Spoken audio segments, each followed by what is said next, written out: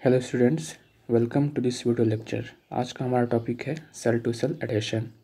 ये MSc geology के semester 4 paper 3 के यूनिट 3 का टॉपिक है। ये लिस्ट ऑफ कंटेंट्स हैं। इस पर्टिकुलर लेक्चर में हम इन सबको कवर करेंगे।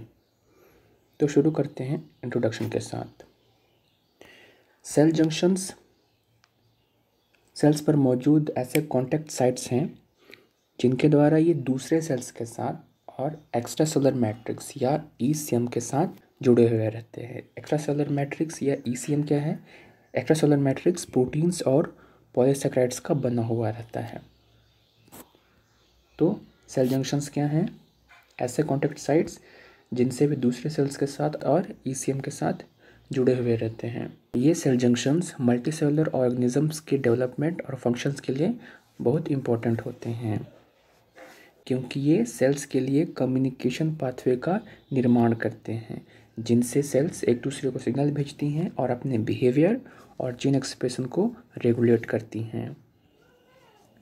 सेल जंक्शंस को उनके फंक्शंस के बेसिस पे 4 कैटेगरीज में बांटा जा सकता है: anchoring junctions, occluding junctions, channel forming junctions और सिग्नल रिलेइंग जंक्शंस।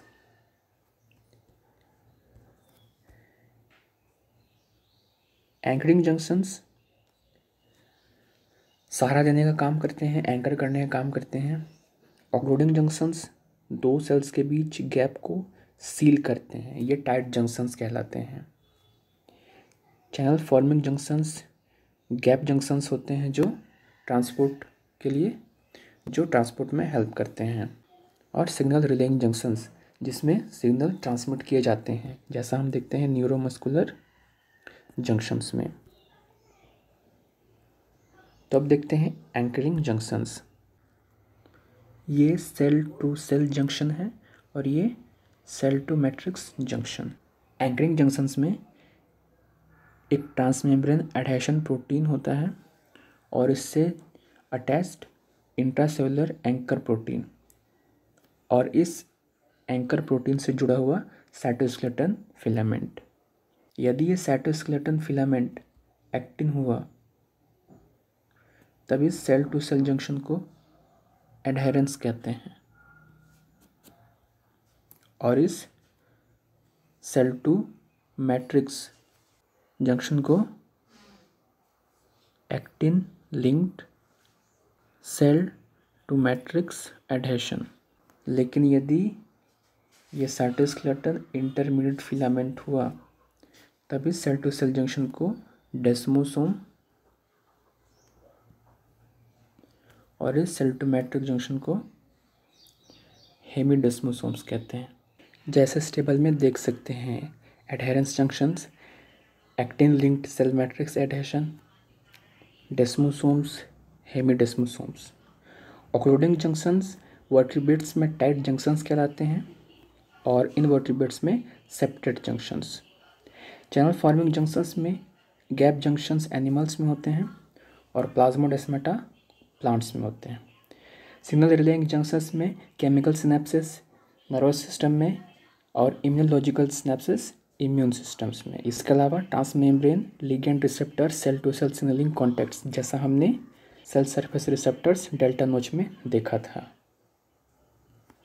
इस डायग्राम में भी देख सकते हैं, ये टाइट जंक्शंस हैं, ये एडहेरेंस, ये डेस्मोसोम्स, ये गैप जंक्शंस और ये हेमिडेस्मोसोम और ये actin linked cell to matrix adhesion. अब देखते हैं calcium dependent cell to cell adhesion. Cadherins एक कैल्शियम डिपेंडेंट ग्लाइकोप्रोटीन्स है। ये ग्लाइकोप्रोटीन्स की बहुत बड़ी फैमिली है जिसमें बहुत सारे ग्लाइकोप्रोटीन्स आते हैं। मेमेलियन एम्ब्रियोज में 3 प्रकार के क्लासिकल कैडहेरिन्स पाए जाते हैं: ई कैडहेरिन्स, एन कैडहेरिन्स और पी कैडहेरिन्स।